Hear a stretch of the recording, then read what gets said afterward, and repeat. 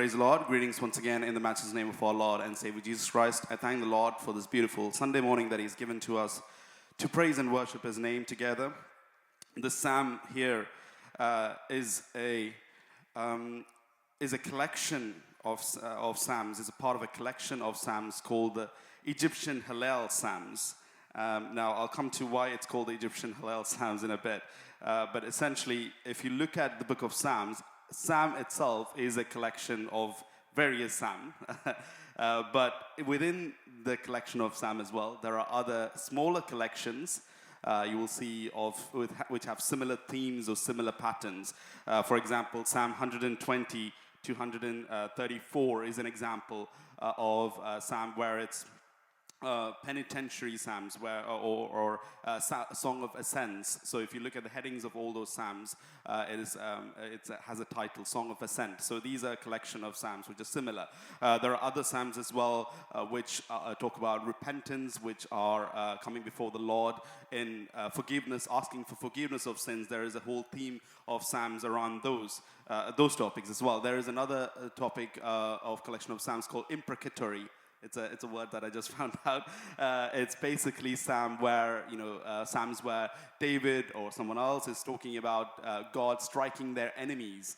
An example would be where we have verses like break their teeth in their mouth. So these are very real and very grim psalms, and these are psalms as well that are part of this collection of books or poems or songs. This particular portion here, Psalm 113, is part of a collection of psalms from 113 through to 118. These are called the Egyptian Hallel Psalms, and these are basically asking people to praise the God. So Hallel is a Hebrew word, short form of hallelujah, which is praise the Lord. So Hallel means praise. It's very simple as that. So when it says Egyptian Hallel Psalms, I'll come to why the reason it's called Egyptian Hallel Psalms. But Hallel is a collection of songs which are asking people to praise the Lord. So that is the whole theme of this psalm here. And even if you look at the previous Psalms 111 and 112, you will also see the beginning, praise the Lord, praise the Lord. Now, these are not part of the Egyptian Hallel Psalms, but whoever organized the Psalms, whoever put these together, they thought it appropriate to put these psalms together, 111, 112, 113, and they all begin the same way, praise the Lord. So why is the psalmist saying here, praise the Lord? Let's look at verse 1, 2, and 3. Now, if you look at verses 1, 2, and 3, they all repeat the phrase, praise the Lord, several times. Now, in today's world, when we want emphasis on something, when we want people to pay attention to something, when we're writing something, we use things like bold, underlined, italics, emojis. We use various methodologies to bring attention to a certain portion. But in the Old Testament, in the Hebrew scriptures, when people were looking at, when someone was writing down something, how did they bring attention? How did they put emphasis on something? It is basically through repetition. So that's what we see here. The psalmist is repeating over and over again, praise the Lord, praise the Lord. Now, if something is repeated once, it is, it's saying do it. If it's repeated twice, it's saying really do it. If it's repeated 3 times, it's simply saying really, really do it. So here, the psalmist is trying his hardest to encourage people to praise the Lord. Now, I'm a very reserved person, so I kind of resist when someone from the pulpit is saying to me to praise the Lord, or asking me to raise my hands and say hallelujah. I'll try and resist it as much as I can, but that's not a good thing to do. And some people do abuse that, use that in the wrong way. They manipulate people. It's a form of manipulation as well. But the fact of the matter is, a lot of times we as children of God, we need to be strongly encouraged to praise the Lord. We don't do that a lot of times of our own volitions. We need to be encouraged. And that is, if it's used in the right way, it is definitely scriptural to ask people to praise the Lord, to encourage them to praise the Lord. So coming to verse 2 here, let the name of the Lord be praised, both now and forevermore. So there are only 2 times that we need to praise the Lord, and both times are mentioned in the psalm here, now and forevermore. As long as we do this, do these in the 2 times it's mentioned here, we're good, right? Now and forevermore. Now it's a very broad statement. Coming to verse 3, from the rising of the sun to the place where it sets, the name of the Lord is to be praised. Now the psalmist is not saying here that we are not supposed to praise the Lord once the sun sets, but you have to remember the context or the circumstances or the historical context when this was written. They didn't have electricity. So when people usually saw the end of the day as when the sun goes down, that's when they go to sleep. They don't really stay awake beyond that. It's not the norm. Nowadays, we have electricity. We stay up until 12, 1 a.m. That's not a problem. But back in the day, as soon as the sun sets, that is signal for them to go to sleep. So what the psalmist is saying here is essentially, praise the Lord in all your waking hours. That is what it is. Now, it's simple to say, but it's hard in practice. How do we praise the Lord in all our waking hours? How is that possible? Now, it is not something that we do actively, but passively we need to be praising the Lord. We need to be giving honor to Him in everything that we do and we say and we think. So coming on to verses 4 onwards. The Lord is exalted over all the nations, His glory above the heavens. Who is like the Lord our God, the one who sits enthroned on high, who stoops down to look on the heavens and the earth. So not only is the psalmist saying to us to praise the Lord, he's also giving us several reasons here to praise the Lord. Now, when we look at the scriptures, there are only a few sections in the Bible where we see glimpses of the Lord's glory and glimpses of His throne. One example is Isaiah chapter 6. Another example is we can see in Revelations. There are portions in chapters 4 and 5 where we see the Lord's glory, the Lord's throne in all its reality. And when we look at Isaiah chapter 6, we can see beings called cherubims. Now, cherubims, when we look at mythology, we see them depicted as these chubby babies with wings. But those are not cherubims. Cherubims are, as per the scriptures, they're awesome beings in heaven. And these cherubims, their only purpose is to praise the Lord. So when they are there in the presence of God, when they're before the throne of God, they're seeing God and they have no choice but to praise Him, because that is how glorious God is. So when we as human beings, we are not able to praise the Lord with all our hearts, what that means is we are not truly seeing God. There is a veil or something that is covering our true sight from witnessing the glory of God, and that is what might be stopping us from praising Him. But these cherubims, they don't have that blockage. They are seeing God for who He truly is, and so that is why they are prompted to praise Him all the time. So looking at verses 4 onwards, what are the reasons that we need to praise the Lord? Now, I'm grateful that we have reasons given here, because God doesn't really need to give us a reason to praise Him. He could simply say, praise the Lord, and we could ask why. He would just say, because I said so. A lot of us parents say that to our kids, or we have been told by our parents, why should I do this and this? Because I said so. So that's all God has to do, because He has the authority, He has the right to ask us to do that. But here He is giving us the reasons why we need to praise Him. The Lord is exalted over all the nations, His glory above the heavens. Now, Israel at the time was, even today, they're a very small nation among a lot of other nations. And for Israel to say that our Lord is the one who is over all the other nations is not a simple thing to do. Now, you have the Philistines who had their god Dagon. They had other gods like Molech, Chemosh, and the Egyptian deities. All of these other gods were there, and they would say, those nations would say, this is our God, this is the nation, this is the God of our nation, right? But Israel here, as a Jewish person, he would say, this is our God is the God of all nations. He's not just God of our nation, but He's God of all the nations, not just the nations or the earth, but He's God above the heavens. He's the God of all the nations and all the heavens. So that is what the psalmist is saying here. Now, the word used at the Lord, if you look at the English translation, the English version of it, whenever you see small capitals Lord, that's basically a translation of Yahweh, the name of God, by the Jewish name, Hebrew name of God, Yahweh. Some people say Jehovah, but whenever you see that Lord, that basically translates to Yahweh. Now, Yahweh is a name that was honored among the Jews. When you say Yahweh, that is basically giving as much importance to the name of the Lord as possible in those days. So when it talks about giving glory, or the Lord is exalted above all the nations, it is talking about this Yahweh, this one true God who is exalted over all the other nations. Now, as I was talking about Israel, about the other nations, now the other nations will have their own gods and they will have their own representations of God. But when the Lord was giving commandments to Moses, the very first commandment is, you shall not worship any other God apart from me. But then the second commandment is, you shall not make any graven idol or image of a God. Now, these other gods in other nations, they would always have an image of their God created, whether it's an animal or a person. For example, Dagon, the god of Philistines, he was half man, half fish.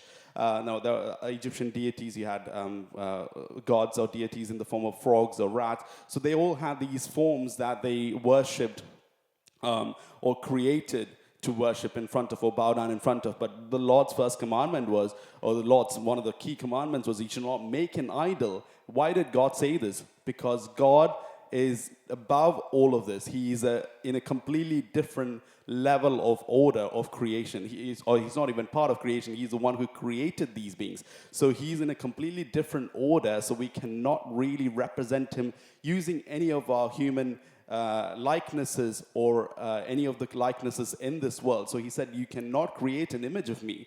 And this is something that Israel resisted at first, because they had all of these other nations around them creating images of God. So they're like, we need to have an image of God to worship. How do we worship something that is unseen? But this was a concept that God drilled down to them. He was teaching them that you cannot create an image of the true creator. So that's something that Israel, very first time when Moses went up into the mountain, he was getting the Ten Commandments, and they could not see him for a while. And when he didn't come down, Israel committed the offense of creating a graven image to worship, because they had that mindset which they could not throw away. They were in Egypt for hundreds of years, so they had that mindset drilled down into them. We need something tangible to worship. So that is the very first sin they committed when they were in the wilderness.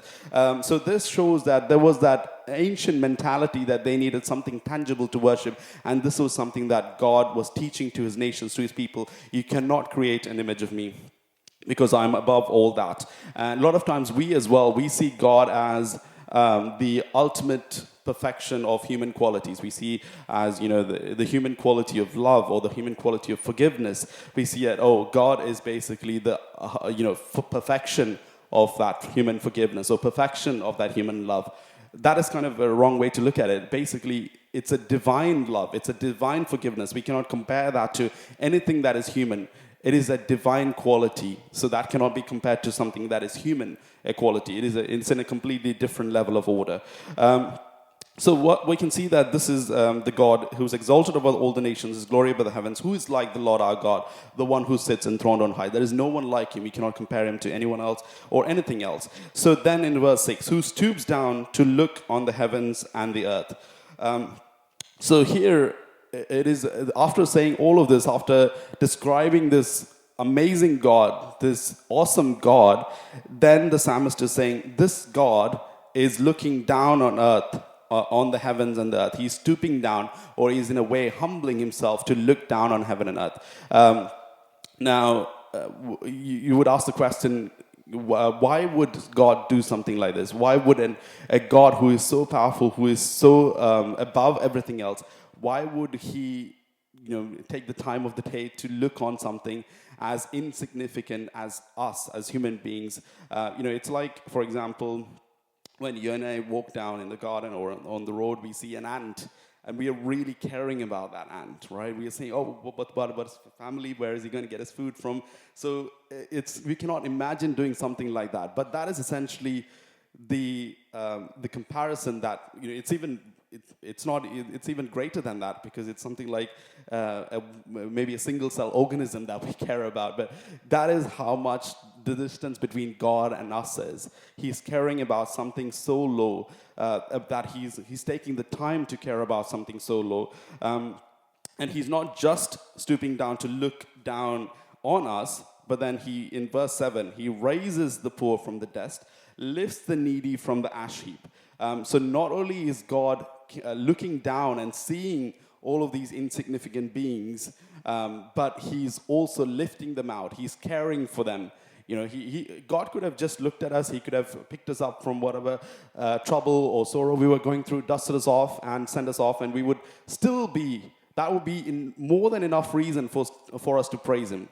There's nothing beyond that would have been needed. That's more than enough reason for us to praise Him for the rest of our lives. But that is not only what He did. He exalts us, lifts the needy from the ash heap. He seats them in verse 8. He seats them with the princes of His people. So not only has God lifted us up out of the heap, the dust heap that we were in, but He's also putting us among princes. He's giving us a royal priesthood. It's something that we cannot imagine as human beings doing because we don't have a direct comparison. This is such a being that is above all of that, a being that is unable to be comprehended by human mind, that we cannot imagine how that will be done. But this is essentially what happened. And we'll come to how that is represented by Jesus in a bit. But before we move on to that, let's read the last verses. He settles a childless woman in a home as a happy mother of children. Now, I did debate whether I should mention this at all, but the psalmist, when he's using the representation of barren women or childless women, it is such a beautiful representation that I thought, okay, I'll have to mention this as well. Now, we know someone, or we might be people who desire children, and we might not have had the opportunity to have children. We might be praying for them, but that is a huge burden to have. We cannot compare that to anyone. We cannot imagine the feeling that might be. But however great the burden is, today in the modern age, if you look at the ancient times, the burden of not having children in the ancient times was far, far greater, especially in the Jewish culture. If you look at it, if a woman doesn't have children, you can see examples of Rachel, you can see examples of Hannah, of Michal. These are people who are derided in the community because they didn't have children, and they had that sorrow and burden within their hearts. You can see that in the case of Hannah, how burdened she was, and people looked down upon them, and people did not honor them in the way that they did other people. So they were looked down upon the community. But what the psalmist is saying here is that the Lord is looking at those people. He lifts you up. He is not going to look at you the same way that these other people are. He looks at you as an individual. He looks at you as a human being who deserves respect, and He is going to lift you up, and He loves you regardless of what situation you're in. Now, we will have, even the people who are in different high positions in our community, whether they're social leaders, economic leaders. Imagine one of them caring for us as individuals. They might care for us as a community or a group of people. They might see us, but they only see us as a statistic, as a number, usually. But here, God is saying that He will care for you as an individual. To God, you're not just a number or a statistic, but God is seeing you as the person that you are, as the image or the reflection of Him that you are. Now, if you look at the last bit, it says, praise the Lord. So it begins and ends in the same way. Praise the Lord. So it's like a 360-degree circle that you've come. Praise the Lord, praise the Lord. Now, to my final point, I said I will mention about why it's called the Egyptian Halals. Now, these are 113 to 118. These were Psalms that were read during the time of the Passover. It's called the Egyptian Halal because the Passover was initiated in Egypt when God was rescuing the Israelites out of Egypt. When the Passover happened, that's when these hymns were created and they were sung. So essentially, the rabbis or the leaders of the families or the heads of the families, they would sing before the Passover feast. They would sing 113 and 114. And then afterwards, they would sing 115 to 118. That was kind of the traditional practice that they had. Now, why this is so interesting is because if you look at Matthew chapter 26, verse 30, if you can turn to that, please. Matthew chapter 26, verse 30. Now, this is describing, to give you context, this is describing a scene where where Jesus is having the Last Supper with his disciples before his death. So it was basically 24 hours before the crucifixion of Christ. And it's coming towards the end of that supper. In verse 30, please.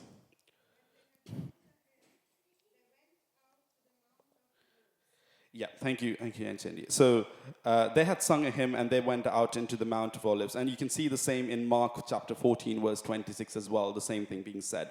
They had sung a hymn. So it doesn't specify which hymn, but if you look at the tradition, if you look at the history of the Jewish culture, it's very, very highly likely that the psalm that they had sung was Psalm 113, because this was before the Passover. Psalm 113 and Psalm 114. Now, I'm not 100% sure, but I'm about 95 to 99% sure. So with that disclaimer, I'm going to say that the hymn that they had sung was 113 and 114.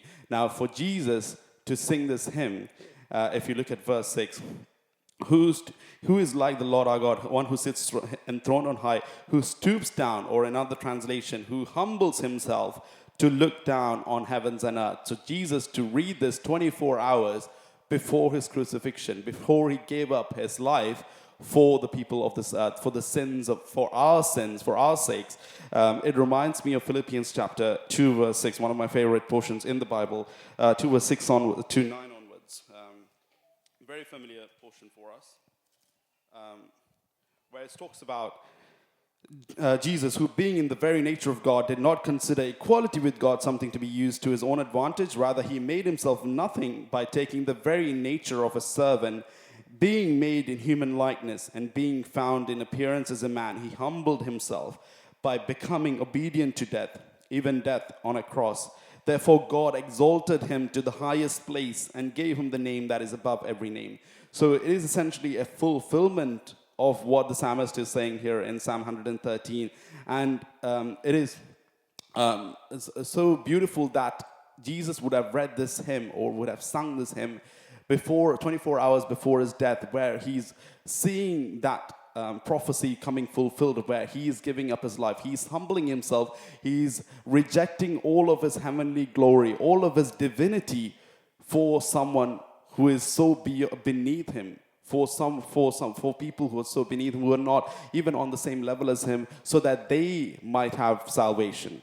That is such a beautiful thing. He has humbled himself, and as a result of that, God has exalted him back to his original position. And that is that imagery of Jesus looking at the psalm and having that sorrow, having that burden in his heart for the people. It is simply due to the love that he has, the divine love. That is something that we cannot emulate as human beings in our human forms. We might try to do that. We might try to attain that level, but we are not going to attain it. It is such a divine concept of love that we cannot understand it from our human emotions, from our human minds. Now, this psalm, again, is a reminder for us to give glory to God for what he has done for us, even in times of our sorrow, in times of our joy. Not just in times of our joy, but in times of our sorrow as well. When we are going through difficult times, we have that obligation to praise the Lord. It's a reminder to me as well to praise the Lord, to give honor to him. A lot of times in my life, there are instances where I have thought that, I have achieved something because of my own abilities, and God has reminded me, no, it is God who has done this for you. An example would be about 8 or 9 years ago, when I had my driving test. The first time I attended the test, I was so confident that I had passed. Right? I was like, okay, this is I passed this first time, all good. But when I go back back then they didn't stop the test midway through, right? They would, even if you fail, they would only tell you at the very end. So we got to the end of the lesson, we come back to the testing center, and I was like, okay, expecting him to say I passed, and he was like, you failed. You failed within the very first 2 minutes of the test. And I was so devastated. And then the second time, I went for the test, I attempted it, and I was so sure I had failed, because in the first 5 minutes I thought I had done a major error. And then for the rest it was like a 45-minute test time, and then for the rest of the 40 minutes I was so depressed, and I was just driving around what I thought was listlessly, because I thought I had failed, was no point in driving on. But then at the end of the lesson, the instructor says, you have passed. So it was just God's way showing that it is I have done this. It is not your ability.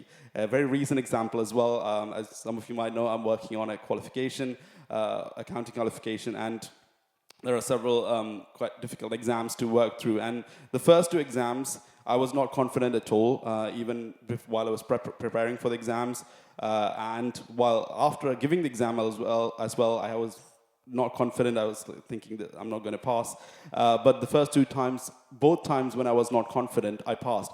But then after that, I was like, I have one more exam left, and I was looking at all of these forums, and there were people that I'm part of, because there were other people doing the same exams, and they were like, oh, this is so difficult, I don't know why I failed. And I was like, wow, why did they fail?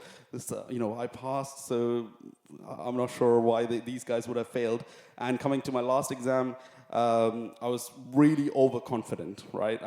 Even while prepping after the exam as well, I was pretty sure, okay, I passed, definitely got through this. I'm done for, I don't have to study any longer. I was very, very confident. But then I got the result, and I had failed. It was so close to the passing mark that I was so devastated, and it was so frustrating. But then after a while, after I had time to process it, I was like, okay, this is God's way of showing me that, it's not my confidence, it's not my abilities, but it is God who is working through me to make that result happen, right? The past times, it was God working through it. So when I had put that confidence in me, when I had stopped giving the honor to God, that is when I had failure happen. So it's a reminder to me to give honor to God in all the circumstances, whether it's in sadness or joy. It's a reminder to all of us, give that honor to God when you have sickness in your life, when you have blessings in your life. Give honor to God, give glory to God. Remember to praise the Lord in all your waking hours. Give praise to God in everything that you do and you say. Thank you once again for giving me this opportunity. കർത്താവിൻ്റെ പരിശുദ്ധനാമം വാഴ്ത്തപ്പെടുമാറാകട്ടെ. മനോഹരമായ ഈ ഞായർ ദിനത്തിൽ കർത്താവിനെ സത്യത്തിലും ആത്മാവിലും ആരാധിക്കുവാൻ ഈ സഭയുടെ ഈ ആരാധനാലയത്തിൽ നമുക്ക് കടന്നു വന്ന് ദൈവത്തെ സ്തുതിപ്പാൻ ലഭിച്ച അവസരത്തിനായി നമ്മുടെ കരങ്ങളെ ഉയർത്തി കർത്താവിന് മഹത്വം കരയേറ്റാം. സ്തോത്രം, ഹല്ലേലൂയ. എൻ്റെ സ്നേഹിതനും ഞാൻ വളരെ ബഹുമാനിക്കുകയും ചെയ്യുന്ന പ്രിയ ബേബി കുർജാൻ ഈ മീറ്റിംഗ് ലീഡ് ചെയ്യുന്ന ഓർത്ത് ദൈവത്തെ സ്തുതിക്കുന്നു. തൻ്റെ കുടുംബത്തോടുള്ള ബന്ധത്തിലെ കാര്യങ്ങൾ പറയാൻ ഞാൻ സമയം എടുക്കുന്നില്ല. ഒറ്റ കാര്യം പറയാം. കാര്യം അച്ഛൻ പറഞ്ഞ പോലെ ഞാനും പറയാതിരുന്ന ഒരു കാര്യം എന്ന് പറയുന്നതിൽ സന്തോഷമുണ്ട്. പ്രിയ റോസ്ലി മാമയും തൻ്റെ സഹോദരി ബെസ്സി ആൻറ്റിയും ഒക്കെ ഞങ്ങൾ ഒരുമിച്ച് കർത്താവിനെ ആരാധിച്ചവരാണ് ഞങ്ങളുടെ ചെറുപ്പങ്ങളിൽ. സ്തോത്രം. എത്ര പേർക്ക് അതറിയാമെന്നറിയില്ല. ഞാൻ ബോംബെയിൽ കടന്നു വന്ന സമയത്ത് ഞങ്ങൾ ഒരേ സഭയിൽ ഏകദേശം 1 വർഷത്തോളമായിരിക്കാൻ കർത്താവ് കൃപ തന്നു. പിന്നീട് കാണുന്നത് അനേക വർഷങ്ങൾക്ക് ശേഷമാണെന്നുള്ളൂ. സ്തോത്രം. കർത്താവ് ഓരോരുത്തരെ ഓരോ സ്ഥലത്ത് അയക്കുന്നത് ദൈവിക പദ്ധതിയാണ്. എൻ്റെ സഹോദരനും ഈ സഭയുടെ സീനിയർ ശുശ്രൂഷമായിരിക്കുന്ന കർത്താവിൻ ദാസൻ പാസ്റ്റർ തോമസ് ജോർജിൻ്റെ അഭാവത്തിൽ തൻ്റെയും കുടുംബത്തിനുമുള്ള സ്നേഹവും വന്ദനവും ഈ സമയത്ത് അറിയിക്കുന്നു. ഞാൻ ശുശ്രൂഷിക്കുന്ന ഹോം ക്രാഫ്റ്റ് പെന്തക്കോസ്റ്റൽ ചർച്ച് ബ്രോംലിയുടെ നാമത്തിലുള്ള സ്നേഹവും വന്ദനവും സഭയെ അറിയിക്കുന്നു. തിടുക്കത്തിൽ വചനത്തിലേക്ക് പ്രവേശിക്കുന്നു. നിങ്ങളുടെ എല്ലാവരുടെയും പേരെടുത്ത് പറയത്തക്കോണം നമ്മൾ അടുത്ത ബന്ധമുള്ളവരാണ്, ദൈവിക സ്നേഹമുള്ളവരാണ്. എല്ലാവരെയും ഓർത്ത് ദൈവത്തെ സ്തുതിക്കുന്നു. ഞാൻ എപ്പോഴും എൻ്റെ മനസ്സിൽ സന്തോഷിക്കുകയും മറ്റുള്ളവരോട് പറയുകയും ചെയ്യുന്നൊരു കാര്യമുണ്ട്. 2010 ടോൾവറത്തിൽ വന്നപ്പോൾ കണ്ട നമ്മുടെ ഈ ഫ്രണ്ട് ലൈനിലിരുന്ന കുഞ്ഞുങ്ങളൊക്കെ ഇന്ന് ശക്തരായ നേതാക്കളായി വചനം സംസാരിക്കുന്നവരായിട്ടൊക്കെ ദൈവം ഉപയോഗിക്കുന്ന ഓർത്ത് ദൈവത്തെ സ്തുതിക്കുന്നു. അത്രയും പറഞ്ഞ് അവിടെ അങ്ങ് നിർത്തുക. കാരണം നമ്മുടെ ചേർച്ചിൻ്റെ യൂത്ത് അനേകർക്ക് അഭിമാനമാകത്തക്കവണ്ണം കർത്താവ് നിങ്ങളെ മോൾഡ് ചെയ്തോർത്ത് ദൈവത്തെ സ്തുതിക്കുന്നു. ഹല്ലേലൂയ. അതാണ് കർത്താവിന് നമ്മെക്കുറിച്ചുള്ള ഹിതം.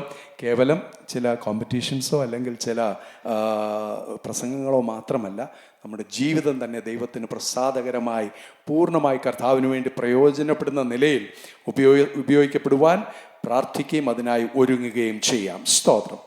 ഞാൻ ഇന്ന് ദൈവവചനത്തിൻ്റെ മുൻപിൽ ഇവിടെ സംസാരിക്കേണ്ട വിഷയത്തെപ്പറ്റി പ്രാർത്ഥിച്ച് വന്നപ്പോൾ ഇവിടെ വെച്ച് എനിക്ക് ആ ഒരു ഇൻസ്പിറേഷൻ വീണ്ടും ലഭിക്കത്തക്കോണം ഇന്നത്തെ സാക്ഷ്യങ്ങളും ഇന്നത്തെ സാം റീഡിങ്ങും ഒക്കെ എന്നെ ഇൻസ്പയർ ചെയ്തു. 113 സങ്കീർത്തനമാണ് വായിച്ചത്. അതിൻ്റെ 7-8 വാക്യങ്ങൾ അച്ചായൻ എടുത്ത് സംസാരിക്കുകയും ചെയ്തു.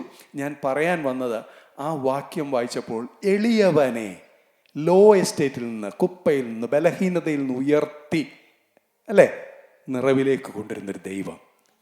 ദരിദ്രനെ കുപ്പ എന്ന് പറഞ്ഞാൽ എല്ലാവർക്കും അറിയാം. I don't know, even the youngsters may not know the meaning of what is കുപ്പ. ഇറ്റ്സ് നോട്ട് കപ്പ, ഓക്കെ. കുപ്പ എന്ന് പറഞ്ഞു കഴിഞ്ഞാൽ ട്രാഷ് ഇടുന്ന ഏറ്റവും മലീമസമായി, അവിടുന്ന് ഒരു പോയിന്റ് ഓഫ് നോ റിട്ടേൺ ആണ്. അവിടുന്ന് ഒരു മടങ്ങി വരവില്ല. അവിടുന്ന് തിരിച്ചു കൊണ്ടുവരുവാൻ കഴിവുള്ള ഒരു ദൈവമാണ് നമ്മുടെ ദൈവം. Hallelujah. If the Lord is able to bring you to such places and such honors, how wonderful is our God. എത്ര അത്ഭുതവാൻ, എത്ര മഹാനാണ്. ഹല്ലേലൂയ. ആ കർത്താവിൻ്റെ സന്നിധിയിലാണ് നാം ആയിരിക്കുന്നത്. സ്തോത്രം. മാത്രമല്ല ജാൻ സിസ്റ്ററും മനുഷ്യയും അതുപോലെയുള്ളവർ പലരും പറഞ്ഞ ആ ടെസ്റ്റുകളിൽ, പരീക്ഷകളിലൊക്കെ കർത്താവ് ജയം തന്ന കാര്യം പറഞ്ഞില്ലേ. നമ്മളൊന്ന് മനസ്സിലാക്കിക്കേ. നമ്മളൊക്കെ ഇവിടെ ഇരിക്കുന്നവരിൽ എൻ്റെ കഴിവുകൊണ്ടാണ് ഞാനിവിടെ വന്നെന്ന് പറയാൻ ഒരൊറ്റ ആൾക്കെങ്കിലും പറ്റുമോ? ഒരുപക്ഷെ നമ്മുടെ ക്വാളിഫിക്കേഷൻ അതിന് കാരണമായിരുന്നിരിക്കാം, ഒരുപക്ഷെ നമ്മളെ സെലക്ട് ചെയ്തൊക്കെ കാരണമായിരിക്കാം.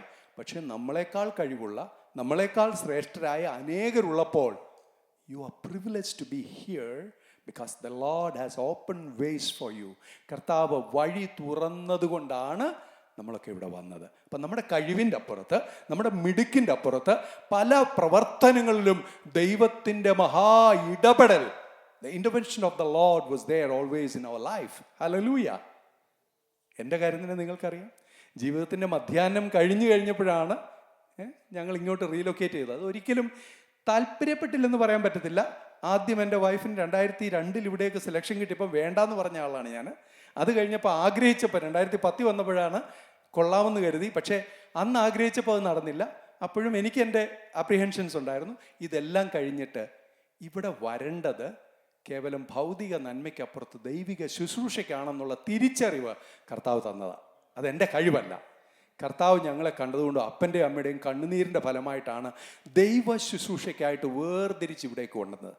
That means in our life it's not our ability which counts, but our infirmities, our lackings, our shortfalls, the Lord turns it into victory. നമ്മുടെ കുറവുകളെ വിജയത്തിങ്കിലേക്ക് മാറ്റിയെടുക്കുന്നൊരു ദൈവത്തെയാണ് നമ്മൾ സേവിക്കുന്നത്. എത്ര പേർക്ക് റിലേറ്റ് ചെയ്യാൻ പറ്റും? ഹല്ലേലൂയ. നമ്മുടെ ജീവിതത്തിലെ കുറവുകളെ ഒന്ന് ഓർത്താൽ, നമ്മുടെ കുറവുകളിൽ നമ്മൾ പ്രശംസിക്കാൻ പോയാൽ, അങ്ങനെ ഒരു കാര്യം പറയുന്നത് അതിൻ്റെ ആ അർത്ഥത്തിൽ എടുക്കണമേ. നമ്മുടെ കുറവുകളിൽ നമ്മൾ പ്രശംസിച്ചുകൊണ്ടിരുന്നു കഴിഞ്ഞാൽ നമ്മൾ അങ്ങ് ചെല്ലത്തില്ല. പക്ഷെ കുറവുകളെ, ബലഹീനതകളെ മാറ്റി വിജയത്തിലേക്ക് നടത്തിയ ദൈവത്തിൽ നമുക്ക് പ്രശംസിക്കാം. Hallelujah. There was a person, ഒരു വ്യക്തി ഉണ്ടായിരുന്നു. അദ്ദേഹം അനുഗ്രഹീതമായ നിലയിൽ നല്ലൊരു സെമിനാരിയിൽ പഠിച്ചു കഴിഞ്ഞ ശേഷം അദ്ദേഹം പെട്ടെന്ന് തന്നെ നല്ലൊരു ഫെയിമിലേക്ക് വരാനിടയായി തീർന്നു. യങ് ഏജിൽ അദ്ദേഹം നല്ലൊരു ടീച്ചർ ആൻഡ് സ്കോളറായിട്ട് മാറി. ഈവൻ അപ്പോളജറ്റിക് ലെവലിലൊക്കെ ഡിസ്കോഴ്സസിലൊക്കെ ചെല്ലുകയൊക്കെ ചെയ്തു. ഈ വ്യക്തി ഭയങ്കര പവർഫുള്ളായിട്ട് മാറി. തൻ്റെ സഭാവിഭാഗത്തിൻ്റെ തലപ്പത്തേക്കൊക്കെ വന്നു. ചെറുപ്രായത്തിൽ തന്നെ ഇങ്ങനെ നല്ല ലെവൽ വന്നപ്പോഴത്തേക്ക് തനിക്കൊരു ചിന്തയുണ്ടായി. He had some thoughts that I am something. എനിക്ക് ചില കഴിവുകളുണ്ട്. വളരെ പ്രഗത്ഭനാണ്, വളരെ നല്ല നിലയിൽ വരികയാണ്. So he thought that I am something. When he went for a debate, വളരെ ഒരു വലിയ പ്രശസ്തമായ ഒരു ഡിബേറ്റിലേക്ക് താൻ ചെന്ന് കഴിഞ്ഞപ്പോൾ അവിടെ അത്ര വലിയ ഫ്ലാംബോയൻസ് ഒന്നും ഇല്ലാത്തൊരു വ്യക്തിയുടെ ആ ഒരു ഡിസ്കഷൻ പോയിന്റ്സിന് മുമ്പിൽ he became an art of failure. വലിയ ഒരു പരാജയമായിട്ട് മാറി. ഈ പരാജയം എന്ത് പറ്റിയെന്നറിയാമോ? അദ്ദേഹത്തെ അഗ്രസീവാക്കി, അദ്ദേഹത്തെ ഭയങ്കര ദേഷ്യം. കാരണം he thought that he is something great. Like നമ്മുടെ ഇന്നത്തെ കാലത്തെ ഒരു ഡോക്ടറേറ്റ് പോലെ വേണം കണക്കാക്കാം. അത്ര എന്നിട്ട് ഇങ്ങോട്ട് വന്നേച്ചാൽ ഒരു ഡിബേറ്റിലെങ്കിൽ ഫെയിലായെന്തിരിക്കും. അന്നേരം തൊട്ട് പുള്ളി ചിന്തിക്കാൻ തുടങ്ങി, എങ്ങനെ ഇവനെ ഒതുക്കണം, how can I defeat him. തൻ്റെ ഒരു ഫെയിലിയറാണ് മറ്റൊരാളെ ഇല്ലായ്മ ചെയ്യാനായിട്ടുള്ള ശ്രമം നടത്തി. And he succeeded in it. And what happened? That person who debated was killed.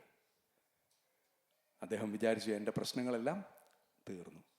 But that was the beginning. അവിടെയാണ് പുള്ളിയുടെ പ്രശ്നങ്ങൾ തുടങ്ങിയത്. ആ നിർദോഷിയായ തെറ്റ് ചെയ്യാതിരുന്ന നല്ല ഒരു പ്രീച്ചറായിരുന്ന ആ വ്യക്തിയെ ഇല്ലായ്മ ചെയ്യുന്നതിന് പ്ലോട്ട് ചെയ്തതുകൊണ്ട് ഇദ്ദേഹത്തിൻ്റെ ജീവിതത്തിൽ പിന്നീട് പ്രശ്നങ്ങളാകാൻ തുടങ്ങി. താൻ വലിയ കാര്യത്തിൽ അത് തന്നെ കണ്ടിന്യൂ ചെയ്യാൻ വേണ്ടി പോയി. You all know that person, Saul. ശൗല് സ്തെഫാനോസിനെ ഇല്ലായ്മ ചെയ്ത ശേഷം കടന്നു പോകുമ്പോൾ, ഡമാസ്കസിലേക്ക് ചെല്ലുമ്പോൾ, തൻ്റെ ജീവിതത്തിൽ തനിക്കെല്ലാം അറിയാം, തനിക്കെല്ലാ കാര്യങ്ങളും എല്ലാം ശ്രേഷ്ഠമാണെന്ന് കരുതിയപ്പോൾ ദൈവത്തിൻ്റെ വ്യക്തിപരമായ ഒരു ഇടപെടലിലേക്ക് വരികയുണ്ടായി.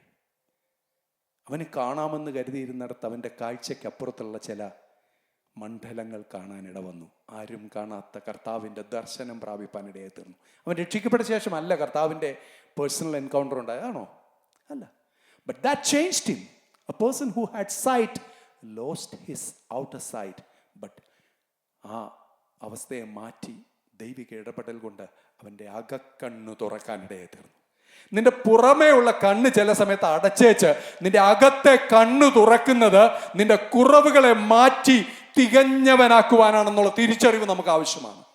പ്രിയ ദൈവപൈതലേ, നീ രോഗത്തിൽ കൂടി കടന്നു പോകുന്നത്, പ്രശ്നത്തിൽ കൂടി കടന്നു പോകുന്നത്, മറ്റാർക്കും ഇല്ലാത്ത ടെൻഷൻസിൽ കൂടെ കടന്നു പോകുന്നത് ഒരുപക്ഷെ നിന്റെ ജീവിതത്തിലെ കറക്ഷനോ റീപ്രൂഫിനോ ബെറ്റർമെന്റിനോ ആണ്. നമ്മുടെ ജീവിതത്തിലെ ഒന്ന് തികഞ്ഞു വരാൻ വേണ്ടി ദൈവം നമ്മെ ഒരുക്കുന്നതാണ്.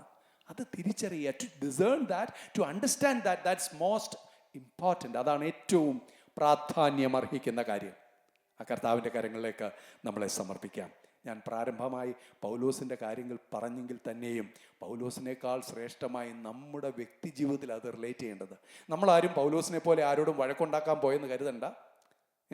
ഞാൻ ആ പറഞ്ഞ വാക്യങ്ങളെല്ലാം എടുത്ത് റെഫർ ചെയ്ത് പറയണമെന്ന് ആഗ്രഹമുണ്ടായിരുന്നു. എങ്കിലും നിങ്ങൾ മനസ്സിലാക്കാൻ വേണ്ടി ഒന്ന് പറയാം. ഈ സ്തെഫാനോസിൻ്റെ അടുത്ത് തർക്കിക്കാൻ വന്നവരുടെ ആ ഭാഗം ഒന്ന് വായിച്ചാൽ മതി. I am giving as a homework to you. അവിടെ എഴുതിയിട്ടുണ്ട് ലിബർത്തീനർ, തർസോസുകാർ, അല്ലേ, കിലിക്കിയ എന്നുള്ളവർ. ആ ഒരു ഭാഗം എടുക്കാം നമുക്ക്. ആക്ട്സ് ചാപ്റ്റർ 6 ഒന്ന് വരാം. അവിടെ ആക്ട്സ് ചാപ്റ്റർ 6 8 വാക്യത്തിൽ, അപ്പോസ്തല പ്രവൃത്തി 8 അധ്യായത്തിൽ ഇങ്ങനെ കാണുന്നുണ്ട്. ലിബർത്തീനർ എന്ന് പറയുന്ന ഒരു സ്ഥലക്കാരല്ല കേട്ടോ. They were the liberation theology people, or other liberty, അല്ലെങ്കിൽ അവര് ആ വിഷയത്തിൽ 9th verse പ്ലീസ്. ലിബർത്തീനർ എന്ന പേരുള്ള പള്ളിക്കാരിലും കുറേനക്കാരിലും അലക്സാന്ദ്രിയക്കാരിലും കിലിക്കിയ, ആസിയ എന്ന ദേശക്കാരിലും. You can very well see here synagogue of the freedmen as it was called. അപ്പോൾ അവര് ഫ്രീഡം തിങ്കിങ് ഉള്ളവരാ. അവരൊരു സ്വതന്ത്ര ചിന്തക്കാരെന്ന് പറയുന്നത്, അല്ലാതെ ലിബർത്തീന എന്ന് പറയുന്ന സ്ഥലമൊന്നുമില്ല.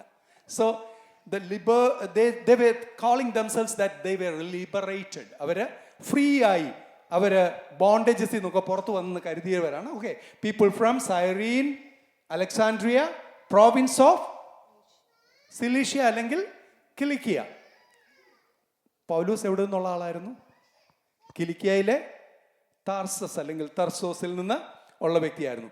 ഇവര് സ്തെഫാനോസുമായിട്ട് ആർഗ്യൂ ചെയ്യാനും അവൻ്റെ വിശ്വാസത്തെ തകർക്കുവാനും ഒക്കെ അവർ നോക്കിയെങ്കിലും അവൻ സംസാരിച്ച ജ്ഞാനത്തോടും ആത്മാവോടും എതിർത്ത് നിൽപ്പാൻ, ആമേൻ.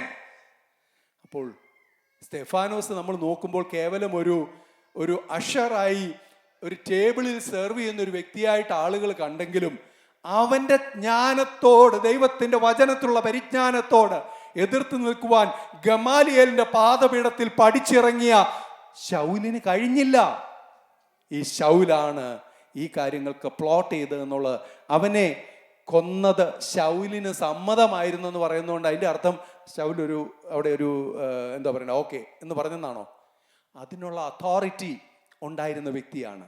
അവിടെ ആ സബ്ജക്റ്റ് അല്ല എൻ്റെ വിഷയം എന്നുള്ളതുകൊണ്ട് അത്രയും പറഞ്ഞ് ഞാൻ അവിടെ നിർത്തുകയാണ്.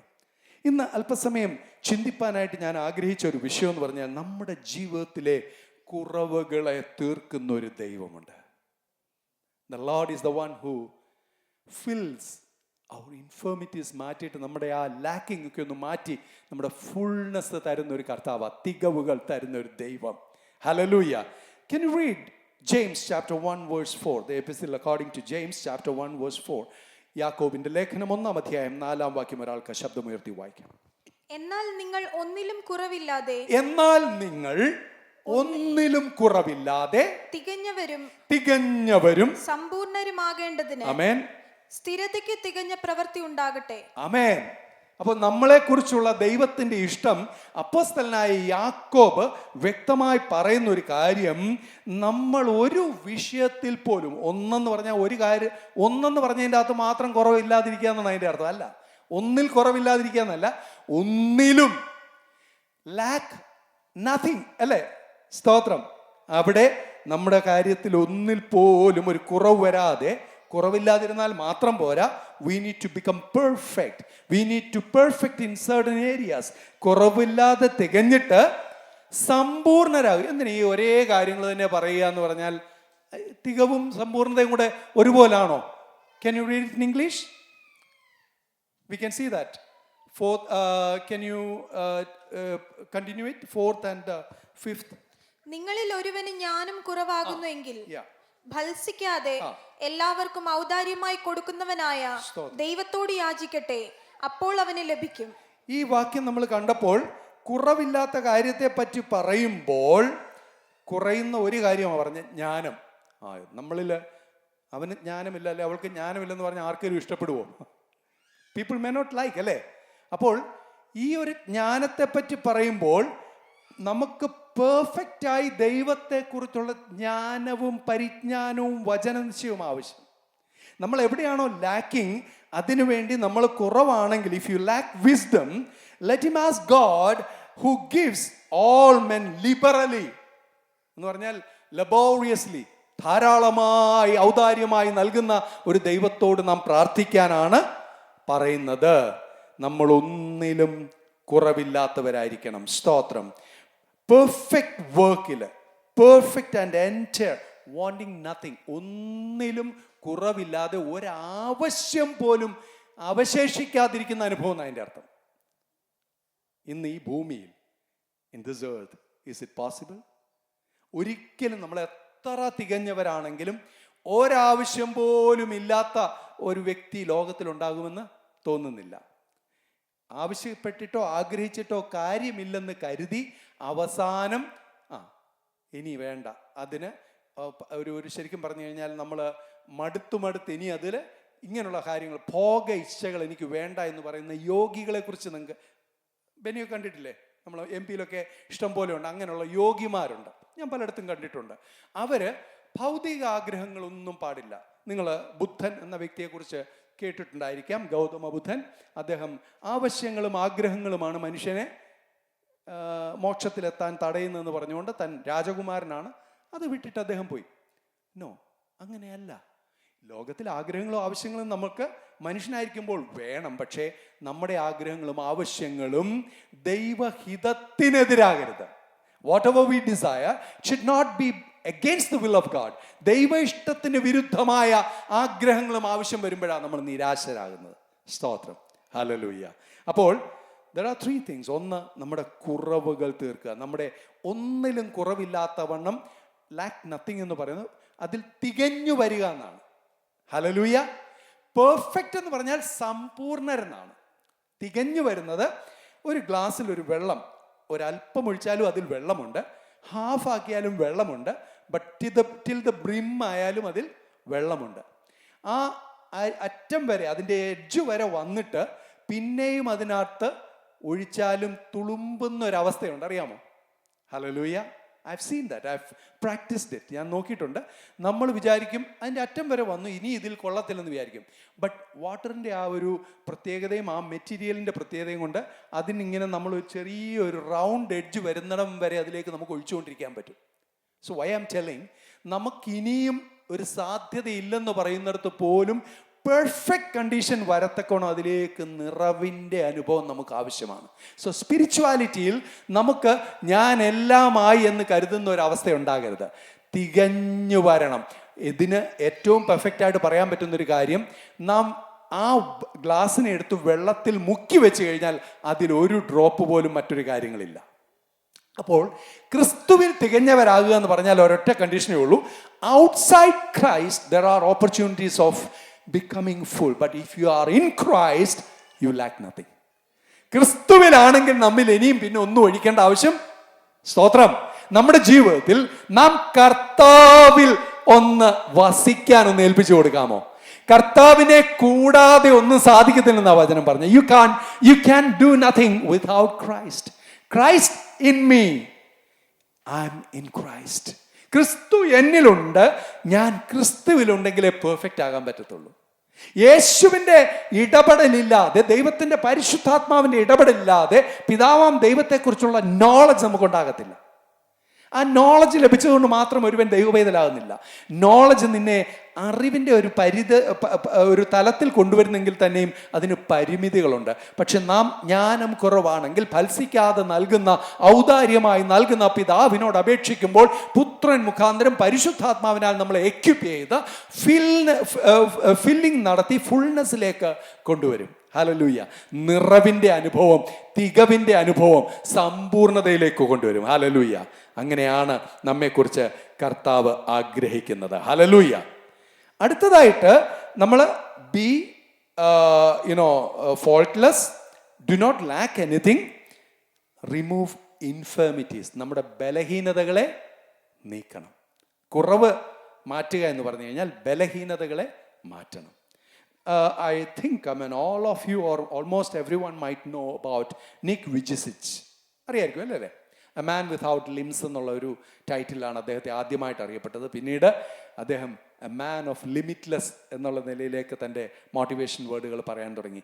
കേവലം ഒരു മോട്ടിവേഷണൽ സ്പീക്കർ അല്ല, ഒരു ദൈവ പൈതല, രക്ഷിക്കപ്പെട്ട് സ്നാനപ്പെട്ട ഒരു അഭിഷിക്തനായ ഒരു ദൈവദാസനാണ്. തനിക്ക് കരങ്ങളില്ല, കാലിൻ്റെ ഭാഗത്ത് ഒരു ചെറിയ 2 വിരലുകൾ മാത്രമേ അല്പമായിട്ടുള്ളൂ.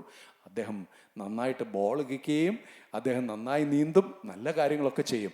തൻ്റെ ജീവിതത്തിൽ നിരാശയിൽ മുഴുകി താൻ ഇല്ലാതെ പോകേണ്ട സ്ഥലത്ത് തൻ്റെ ഡിപ്രഷനെ മാറ്റി കർത്താവിങ്കിലേക്ക് അടുപ്പിച്ച ആ വചനത്തിൻ്റെ ശക്തിയാണ് തൻ്റെ ബലഹീനതകളെ മാറ്റിയെന്ന് താൻ പറയാറുണ്ട്. When the Lord is there, even if you don't have anything, you can be proud of the power and purpose of our Lord in our life. ദൈവത്തിൻ്റെ ആ ഉദ്ദേശം നമ്മുടെ ജീവിതത്തിലെ നമ്മുടെ പർപ്പസിലേക്ക് ഒന്ന് കൊണ്ടുവരാമെങ്കിൽ നമ്മുടെ ബലഹീനതകളെ മാറ്റുന്നൊരു കർത്താവുണ്ട്. ഹല്ലേലൂയ. അടുത്തത്, നമ്മളൊന്നും ഒരു കാര്യം ലാക്ക് ചെയ്യരുത് എന്ന് പറഞ്ഞു കഴിഞ്ഞാൽ, ഒരാളെ പറ്റി പറയാം, ആ പുള്ളിയെ ഒരു കാര്യത്തിനും മാറ്റി നിർത്താൻ പറ്റത്തില്ല, എല്ലാത്തിനും ഉണ്ട്, അല്ലെങ്കിൽ എല്ലാ കാര്യവും ചെയ്യാൻ അദ്ദേഹത്തിന് കഴിയുമെന്ന് പറഞ്ഞു കഴിഞ്ഞാൽ, that means he doesn't lack anything related to these kind of things അല്ലേ? എന്നാൽ അദ്ദേഹത്തിന് കഴിയാത്ത ചില മേഖലകൾ എന്തെങ്കിലും കാണുമായിരിക്കും. ആസ് എ ഹ്യൂമൻ ബീയിങ്, മനുഷ്യൻ എന്ന നിലയിൽ നമുക്ക് പരിമിതികൾ ഉള്ളപ്പോൾ തന്നെ ഒന്നിലും കുറവില്ലാത്തവരായി കർത്താവിൻ്റെ സന്നിധിയിൽ വർദ്ധിച്ചു വരിക എന്നുള്ളതാണ് നമ്മെക്കുറിച്ചുള്ള പർപ്പസ്. ഇത് പുതിയ നിയമത്തിൽ മാത്രമല്ല, പഴയ നിയമകാലം തൊട്ട് തന്നെ കർത്താവ് അവരെ പഠിപ്പിച്ച ഒരു വചനസത്യമാണ്. Can you turn to Leviticus chapter 22 verse 21. ലേവ്യ പുസ്തകം 22-ാം അധ്യായം 21-ാം വാക്യത്തിലേക്കൊന്ന് ശ്രദ്ധയെത്തിരിക്കാം. ഒരുത്തൻ നേർച്ച നിവർത്തിക്കായിട്ടോ സ്വമേധദാനമായിട്ടോ യഹോവയ്ക്ക് ആടുകളിൽ നിന്നാകട്ടെ ഒന്നിനെ സമാധാനയാഗമായിട്ട് അർപ്പിക്കുമ്പോൾ അത് പ്രസാദമാകുവാൻ തക്കവണ്ണം ഊനമില്ലാത്തതായിരിക്കണം. അടുത്തത്, അതിനൊരു കുറവും ഉണ്ടായിരിക്കരുത്. ഒന്ന്, ഊനം ഇല്ലാത്തതായിരിക്കണം, അതിനൊരു കുറവും ഉണ്ടായിരിക്കരുത്. ഇംഗ്ലീഷ് ഞാനത് വായിക്കാം. And whosoever offereth a sacrifice of peace offerings unto the Lord to accomplish his vow, or a freewill offering in beeves or sheep, it shall be perfect to be accepted. എന്ന് പറഞ്ഞാൽ സ്വീകാര്യമാകുന്ന നിലയിൽ അത് സമ്പൂർണ്ണമായിരിക്കണം. Number 1. Number 2, there shall be no blemish therein. Blemish. Okay, ഞാൻ ഇപ്പോൾ ഒരു വെള്ള ഷർട്ടായിട്ടിരിക്കുന്ന ഇതിലൊരു ഡോട്ട് ഉണ്ടായാൽ ആ വെള്ളയാണെങ്കിലും അത് തീർച്ചയായിട്ടും എടുത്ത് കാണുമല്ലേ, നാച്ചുറലി. അതേസമയം ഒത്തിരി വരയും കുറുകെയുള്ള എല്ലാം ഉണ്ടെങ്കിൽ അത്ര പ്രശ്നമില്ല, ഒരു ഡോട്ട് എവിടെയെങ്കിലും. നമ്മുടെ ജീവിതത്തിൽ കർത്താവിൻ്റെ സന്നിധിയിൽ നമ്മൾ പ്യുവറാകാൻ ശ്രമിക്കുമ്പോൾ ഒരു ഡോട്ട് ഉണ്ടെങ്കിൽ അത് എടുത്ത് കാണും. മഹാപുരോഹിതനായ യോശുവ എന്നോ യേശുവ എന്നുള്ള പേരുകളുണ്ട്. എന്നാൽ ആ യേശുവ എന്നറിയപ്പെടുന്ന സെരുബാബേലിൻ്റെ കാലത്തുണ്ടായിരുന്ന മഹാപുരോഹിതൻ ദൈവസന്നിധിയിൽ താൻ ശുശ്രൂഷിക്കുന്ന ഒരു വ്യക്തിയാണ്. പക്ഷേ സ്വർഗതലങ്ങളിൽ പിശാച് അവനെ കുറ്റപ്പെടുന്ന ഇയ്യോബിനെ കുറ്റപ്പെടുത്തിയ പോലെ തന്നെ പറയുമ്പോൾ അവനെ പറ്റി മുഷിഞ്ഞ വസ്ത്രം, യോശുവയുടെ വസ്ത്രത്തിലുള്ള ഫിസിക്കലി ഉള്ള ഒരു ബ്ലെമിഷാണോ പറയുന്നത്? No, he was pointing out of the person's life. ദൈവമക്കളെ, മഹാപുരോഹിതനായ യേശുവയെ കുറിച്ചുള്ള ബ്ലെമിഷസ് പറയുന്ന വ്യക്തി ഓരോ ദിവസവും നമ്മളെക്കുറിച്ച് എന്തുമാത്രം പറയുന്നെന്ന് ഓർത്തോണം. സ്തോത്രം. കർത്താവായ യേശു ക്രിസ്തു തൻ്റെ വായിലെ വചനത്താൽ സാത്താനെ ഒടുക്കിക്കളയുന്ന കാലം വരെ അവൻ്റെ ജോലി എന്താണെന്നറിയാമോ? ഹിസ് നെയിം ഈസ് അക്യൂസർ, അപവാദി. അപവാദിയായ സാത്താനെയും തൻ്റെ സൈന്യത്തെയും അവിടെ നിന്ന് തള്ളിയിടുന്ന ഒരു കാലമുണ്ട്. അതുവരെ ഇവന്റെ ജോലി ഇതാണ്. So you should not lack anything.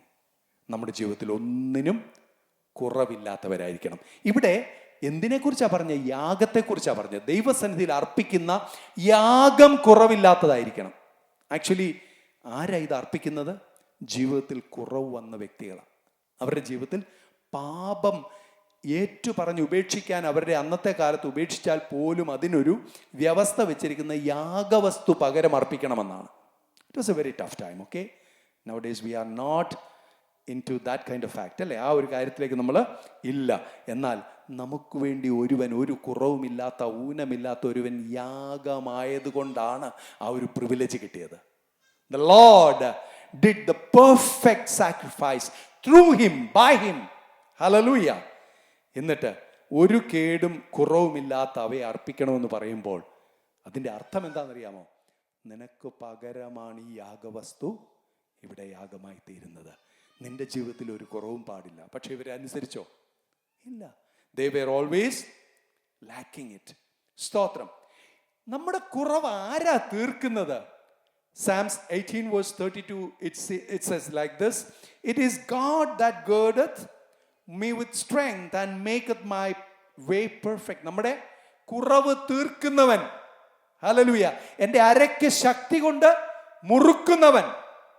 എന്തിനാ ഞാൻ ബെൽറ്റ് ഇടുന്നത്? അല്ലെങ്കിൽ നമ്മളെല്ലാവരും നമ്മുടെ വസ്ത്രത്തെ ഒന്ന് മുറുക്കി പിടിക്കാനല്ലേ? അതുപോലെ നമ്മുടെ പ്രവൃത്തികൾ, നമ്മുടെ ആ അരയ്ക്ക് സത്യം കെട്ടുന്നവൻ ദൈവത്തിൻ്റെ സത്യവചനത്തെ കൊണ്ട് ഉറപ്പിക്കണം. ഹല്ലേലൂയ. നമ്മുടെ കുറവുകളെ നീക്കുന്ന ദൈവം. ഹല്ലേലൂയ. ഇസ്രായേൽ മക്കളുടെ മരുഭൂമി യാത്രയെക്കുറിച്ച് പറയുന്നത് അവർ ഒത്തിരി കാര്യങ്ങൾ ദൈവത്തിൽ നിന്ന് അകന്ന് പോയിട്ടും തെറ്റ് ചെയ്തിട്ടും വചനം ഇങ്ങനെ പറയുന്നു: 40 സംവത്സരം ദൈവം അവരെ മരുഭൂമിയിൽ നടത്തി, അവർക്കൊന്നും കുറവുണ്ടായില്ല. അങ്ങനെയാണെങ്കിൽ പിന്നെ ഈ ഫൈറ്റൊക്കെ ഉണ്ടാവുമായിരുന്നോ? ഞങ്ങൾക്ക് മിസ്രൈമിലുണ്ടായിരുന്ന മെനു ഇല്ലെന്നാണ് അവരുടെ കംപ്ലൈൻ്റ്, അല്ലേ? അവിടെ ആയിരുന്നു ചിറ്റുള്ളി, ചീരുള്ളി, മത്തങ്ങ എല്ലാം ഉണ്ടായിരുന്നു. ഇവിടെ വന്നിട്ട് ഒന്നുമില്ല. നാട്ടിലത്തെ വെജിറ്റബിൾസ് ഇവിടെ കൊണ്ടുവരാൻ വേണ്ടി എന്തെല്ലാം ശ്രമങ്ങൾ നടത്താറുണ്ടല്ലേ? ആക്ച്വലി 100 രൂപയുടെ സാധനത്തിന് 3000 രൂപ, അല്ലേ? ഫ്ലൈറ്റിൽ എക്സ്ട്രാ ലഗേജിന് എത്ര ചാർജ് കൊടുക്കുന്നത്? 2800 to 3. 100 രൂപയുടെ സാധനത്തിന് 3000 രൂപ മുടക്കി നമ്മളിവിടെ കൊണ്ട് എന്താ അറിയാം? എന്തിനാ? നൊസ്റ്റാൾജിക്, അല്ലേ? അപ്പോൾ കുറവുകൾ ഓർക്കുക.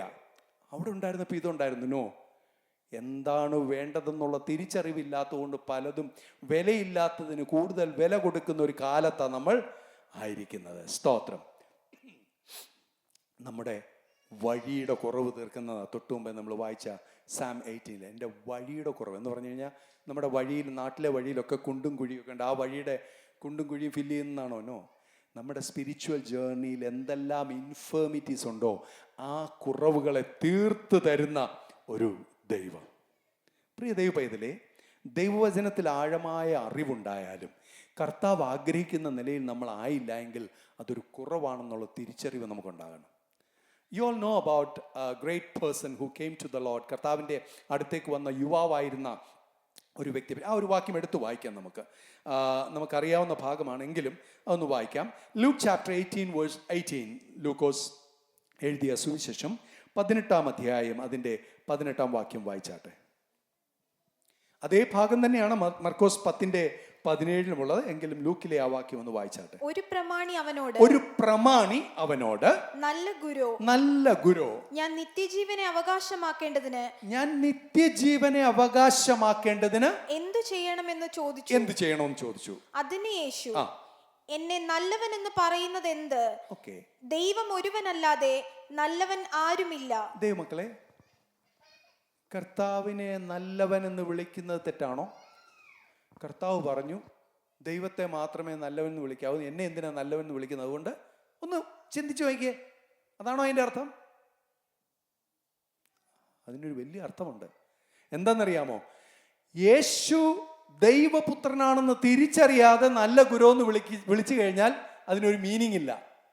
കർത്താവായ യേശു ക്രിസ്തു ആരാണ്?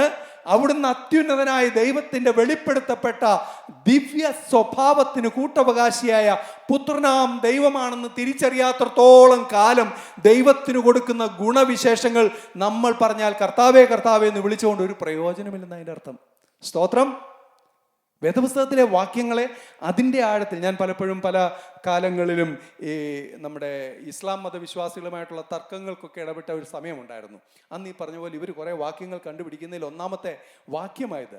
രണ്ടാമത് കർത്താവ് ഒരിടത്തും തന്നെത്താൻ ദൈവത്തോട് സമനാക്കിയിട്ടില്ല എന്നുള്ളത് പറഞ്ഞു. ഇപ്പോൾ അറിവില്ലായ്മ കൊണ്ട് ഇവരൊക്കെ ഇത് ചെയ്യുന്നതാണ്, എന്നാൽ പോലും അത് എടുക്കുന്ന വാക്യമാണ്. അതുകൊണ്ട് ഇങ്ങനെയുള്ള ടാക്ടിക്സിലോ അല്ലെങ്കിൽ ട്രാപ്സിലോ നമ്മൾ വീഴരുത്. വചനം വ്യക്തമായി പറയുന്നു, നീ ആദ്യമേ ഒന്ന് തിരിച്ചറിയണം. തിരിച്ചറിയാതെ നീ നല്ലവെന്ന് വിളിച്ചിട്ട് കാര്യമുണ്ടോ? സ്തോത്രം. അടുത്തത് ആ അതേ വാക്യം തന്നെ നമ്മൾ അതിൻ്റെ തുടർന്നുള്ള വാക്യങ്ങൾ പറയുമ്പോൾ കർത്താവ് പറയുന്ന ഒരു ഭാഗം, അതായത് മാത്യു ചാപ്റ്റർ 19 വേഴ്സ് 20 അതിൻ്റെ ഭാഗമാണ്.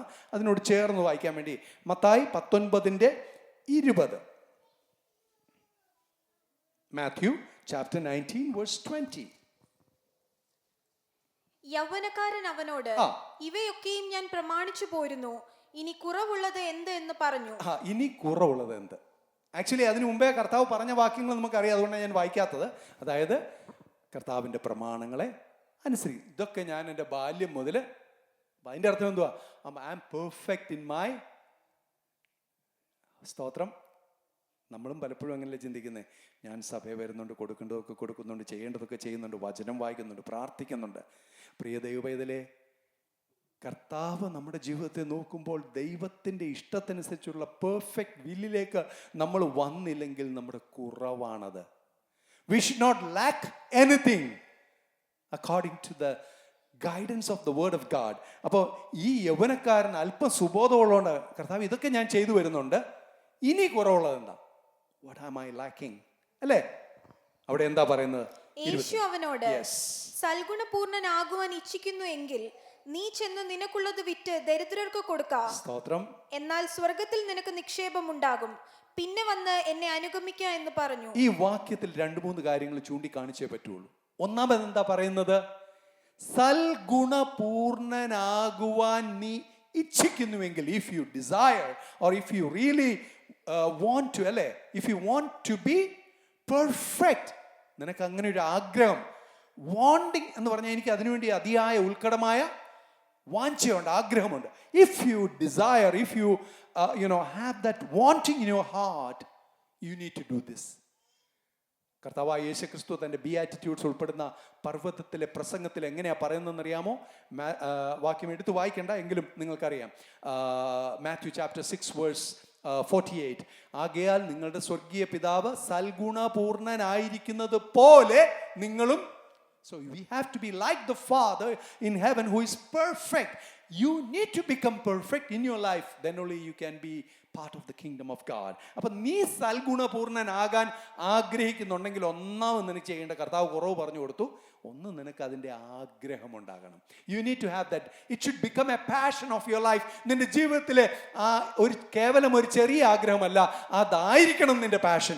U need to become perfect, to be in the likeness of the Lord. ദൈവത്തിൻ്റെ അതേ സ്വഭാവ സവിശേഷതകളിലേക്ക് എനിക്കൊന്ന് കടന്നു വരണം.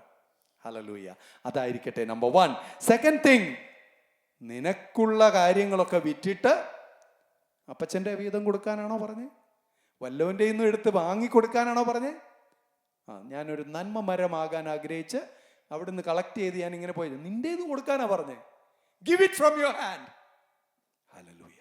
കാരണം അവനുണ്ട്, അവൻ ഉള്ളത് കൊണ്ടാണ് കൊടുക്കാൻ പറഞ്ഞത്. സ്തോത്രം, സ്തോത്രം. പ്രിയ ദൈവവേദലേ, ഞാൻ ആരെയും കുറ്റപ്പെടുത്തുകയല്ല. വിസിറ്റിംഗ് പാസ്റ്റർക്ക് മാത്രം കൊടുക്കാനല്ല അതിൻ്റെ അർത്ഥം. ഇവിടെ ആരെങ്കിലും വന്നവർക്ക് കൊടുക്കാൻ മാത്രമല്ല, കർത്താവ് നമ്മുടെ മുൻപിൽ കൂടി കടത്തിവിടുന്ന ഏതെങ്കിലും ഒരു വ്യക്തിക്ക് ആവശ്യമുണ്ടെങ്കിൽ ദൈവസന്നിധിയിൽ കർത്താവിനെ കരുതി അത് ചെയ്താൽ ദൈവസന്നിധി പ്രതിഫലമുണ്ട്. ദൈവപ്രവൃത്തിക്കായിട്ട് നമ്മൾ ഏൽപ്പിച്ചു കൊടുത്ത്. ഇവിടെ എന്താ ചെയ്തതെന്നറിയാമോ? ഇവൻ യൗവനക്കാരനായിരുന്നു. അവൻ്റെ യൗവനത്തിൽ ഒന്നുകിൽ അവൻ ഇൻഹെറിറ്റഡ് വെൽത്ത് അവന് വന്നതായിരിക്കാം. കാരണം ചെറുപ്രായത്തിൽ വെൽത്തി ആകണമെങ്കിൽ ഒന്നുകിൽ തൻ്റെ പിതാവിൽ നിന്ന് അക്യുമുലേറ്റ് ചെയ്ത് വന്നതോ അല്ലെങ്കിൽ ന്യായമല്ലാത്ത നിലയിൽ സമ്പാദിച്ചതോ ആയിരിക്കാം. ഞാൻ അങ്ങനെ അതിനെ വ്യാഖ്യാനിക്കുകയല്ല, ആയിരിക്കാം. കാരണം ജൂയിഷ് ഒരു നേച്ചർ എന്ന് പറഞ്ഞു കഴിഞ്ഞാൽ അവർ വ്യവസായം ചെയ്യാൻ നല്ല മിടുക്കരാണ്. ആൻഡ് ദേ വേർ കഞ്ചൂസ് എന്ന് പറഞ്ഞ എന്താണ് പറയുന്നത്, പിശുക്ക്. ഭയങ്കര പിശുക്കന്മാരുമായിരുന്നു. ഇത് പൊതുവായുള്ള കാര്യം. കൊടുക്കാൻ ഭയങ്കര മടിയാണ്. റിച്ച്നെസ് വളരെ ഇഷ്ടപ്പെടുന്നവരാ. ഓക്കെ, വെൽത്ത് കുഴപ്പമില്ല. പക്ഷെ ഇവിടെ ഒരു കാര്യമുണ്ടായി.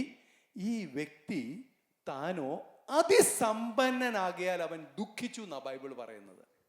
U have to read all the synoptic gospels to understand that. 3 ഭാഗങ്ങൾ, മത്തായിലെയും മർക്കോസിലെയും ലൂക്കോസിലെയും ഈ വാക്യങ്ങൾ നമ്മൾ കമ്പൈൻ ചെയ്ത് പഠിക്കുമെന്ന് മനസ്സിലാക്കാൻ സാധിക്കും. അവൻ അതിസമ്പന്നനാകിയാൽ ഇത് കേട്ടിട്ട് അവനങ്ങ് ദുഃഖിച്ചു. അയ്യോ, കൊടുക്കുന്ന കാര്യം ഒഴിച്ച് ബാക്കി എന്തെങ്കിലും, കാരണം ഇവന് കുറവുള്ളത്. അപ്പം കർത്താവ് പറഞ്ഞു, നിനക്ക് കുറവല്ലേ അറിയേണ്ടത്, നീ കൂടുതലുള്ളൊന്ന് കൊടുത്തു നോക്ക്, നിന്റെ കുറവ് ബാലൻസ് ആകുമെന്ന്. സ്തോത്രം. കൊടുക്കാനുള്ളത് കൊടുക്കാൻ പറഞ്ഞു, പക്ഷേ ചെയ്തില്ല. സോ അടുത്തെന്താ പറഞ്ഞത്? കൊടുക്കാനുള്ളത് വിറ്റ് മറ്റേ സമ്പന്നരായവരുടെ ട്രസ്റ്റിലേക്ക് ഡിപ്പോസിറ്റ് ചെയ്ത് അവിടെ മെമ്പർഷിപ്പ് എടുക്കാനല്ല പറഞ്ഞത്.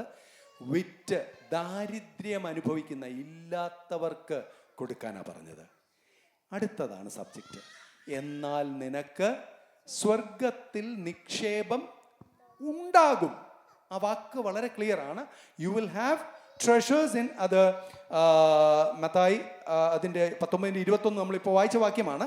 എന്നാൽ നിനക്ക് സ്വർഗത്തിൽ നിക്ഷേപമുണ്ടാകും. You will have treasure in heaven. അതിൻ്റെ അർത്ഥം you are at to open an account in heaven എന്നാണ്. ആണോ അല്ലയോ? നിനക്ക് നിക്ഷേപം ഉള്ളത് വർദ്ധിക്കുമെന്നാണോ പറഞ്ഞത്? നിക്ഷേപം സ്വർഗത്തിൽ ഉണ്ടാകണമെങ്കിൽ ദൈവ ഇഷ്ടപ്രകാരം നമ്മുടെ കുറവ് തീർക്കുവാൻ കുറവുള്ള ചിലർക്ക് നികത്തി കൊടുക്കുന്ന സ്വഭാവത്തിലേക്ക് നമ്മൾ വരണം. We need to replenish or we need to feed the people who are not having sufficient in their pockets. കഴിഞ്ഞില്ല, പിന്നെ വന്നെന്നെ. സ്തോത്രം. ഇതെല്ലാം ചെയ്താലും നീ കർത്താവിനെ അനുഗമിച്ചില്ലെങ്കിൽ ഇതുകൊണ്ട് പ്രയോജനമുണ്ടോ? Then come follow me. ഞാൻ സ്പോർട്സുമായിട്ട് വളരെ ബന്ധപ്പെട്ടിരുന്ന ഒരു വ്യക്തിയാണ്. നമുക്ക് പലപ്പോഴും പല കാര്യങ്ങൾക്കും ഒരു ക്വാളിഫിക്കേഷൻ മാർക്കുണ്ട് അല്ലേ? നമ്മളൊരു 100 മീറ്റർ റേസ് ആണെങ്കിലോ, മിഡിൽ ഡിസ്റ്റൻസ് ആണെങ്കിലോ, അല്ലെങ്കിൽ ഏതെങ്കിലും ആണെങ്കിലും, ലോങ് ജമ്പ് ആണെങ്കിലോ, പോവോട്ട് ആണെങ്കിലും എല്ലാം ഒരു ബാരിയർ ഉണ്ട് minimum.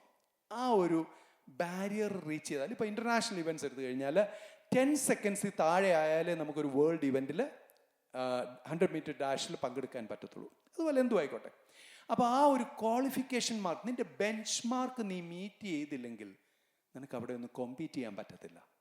The Lord is saying that first, if you want to partake in this, you need to become perfect. To become perfect, what you should do? You have to do these kind of things. Second, you have to give the needy. And third, you have to open an account in heaven, or rather the treasures has to be there.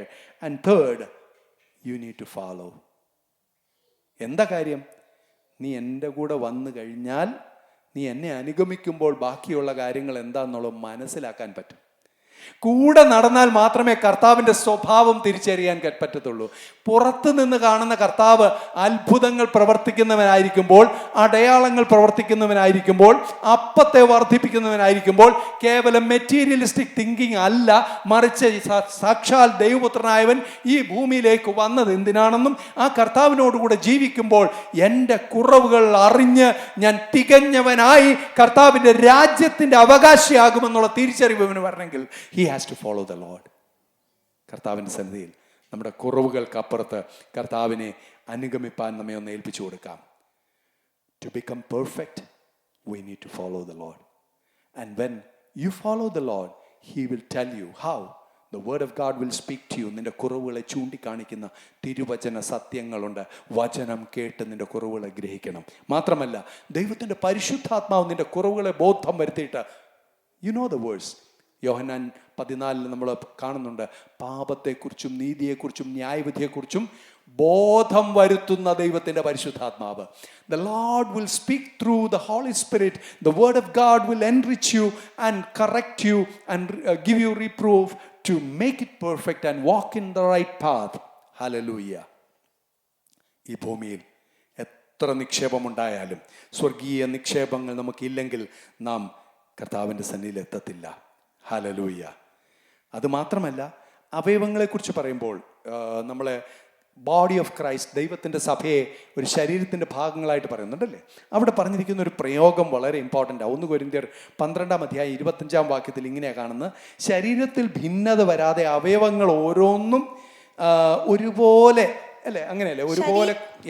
ശരീരത്തിൽ ഭിന്നത വരാതെ അവയവങ്ങൾ അന്യോന്യം ഒരുപോലെ കരുതേണ്ടതിനായി ദൈവം കുറവുള്ളതിന് അധികം മാനം കൊടുത്തുകൊണ്ട് സ്തോത്രം ശരീരത്തെ കൂട്ടിച്ചേർത്തിരിക്കുന്നു. വെൽ നിറ്റാണ്.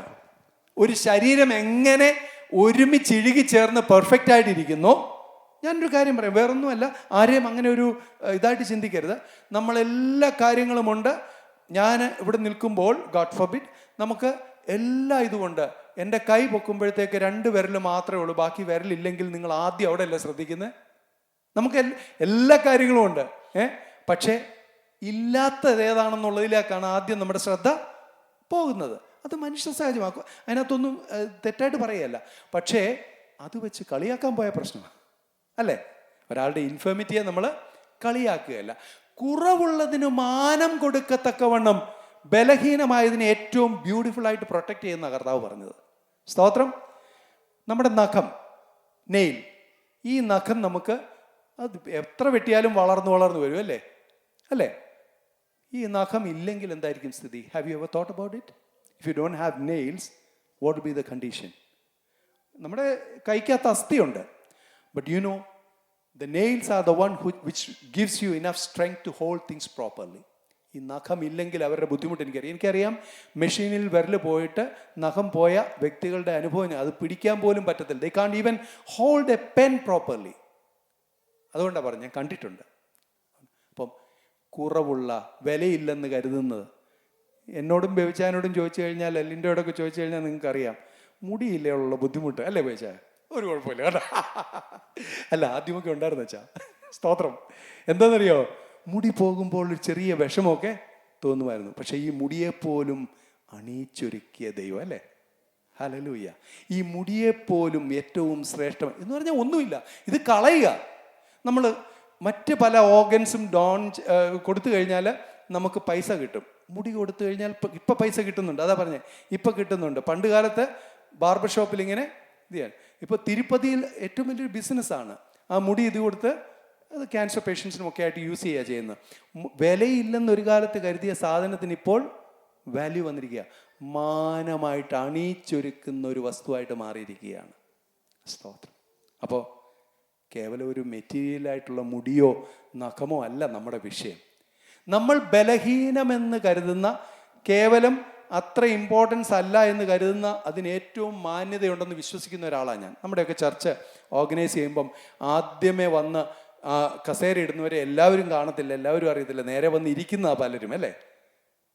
ദൈവമക്കളെ ഏറ്റവും വലിയ ശുശ്രൂഷ അതറിയാം. ഞങ്ങളുടെ ചെറുപ്പത്തിൽ ആലയത്തിൻ്റെ ചുറ്റുമുള്ള മുറ്റമടിക്കുന്ന ശുശ്രൂഷ ഞങ്ങൾക്ക് 3 ബ്രദേഴ്സിനുണ്ട്. ഇളയാൾ തീരെ കുഞ്ഞായിരുന്നുണ്ട്. ഞങ്ങൾ 2 പേരുടെയും ജോലിയായിരുന്നു മുറ്റമടിച്ച്. കാരണം ഒരു കരിയില പോലും ഇവിടെ കിടക്കരുത്. പഴയ കാലത്ത് മരങ്ങളുണ്ടല്ലോ, പായയെല്ലാം കറക്റ്റ് പ്ലേസിൽ അറേഞ്ച് ചെയ്ത് വെക്കണം. കസേരകളെന്ന് പിന്നീടാണ് വന്നത് കസേരകൾ. അവിടെ ഇതിനു മുമ്പായി എൻ്റെ പപ്പായുടെ നിർബന്ധം എന്ന് പറഞ്ഞു കഴിഞ്ഞാൽ ദൈവാലയം നമ്മുടെ ഭവനത്തെക്കാട്ടിലും പെർഫെക്റ്റ് ആയിട്ട് കീപ്പ് ചെയ്യണം. ഞാൻ പറയാൻ വന്നത്, ആ ശുശ്രൂഷയ്ക്ക് ഏറിയ പ്രതിഫലമുണ്ട്. സ്തോത്രം. നമ്മുടെ ജീവിതത്തിലും അതുപോലെ. നമ്മൾ ദൈവത്തിൻ്റെ ആലയമാണ്. ദൈവത്തിൻ്റെ ആലയത്തെ നമ്മൾ വിശുദ്ധീകരിച്ച് ദൈവത്തിന് വേണ്ടി ഒരുക്കി സൂക്ഷിക്കുമ്പോൾ ദൈവത്തിൻ്റെ സന്നിധി നമ്മൾ ഒന്നിനും കുറവില്ലാത്ത നിലയിൽ അതിനെ കൊണ്ടുവരുമ്പോൾ ഒരു പ്രതിഫലമുണ്ട്. സ്തോത്രം. കേവലം മെറ്റീരിയലായിട്ടുള്ള കാര്യങ്ങളല്ല നമ്മൾ ചിന്തിക്കേണ്ടത്.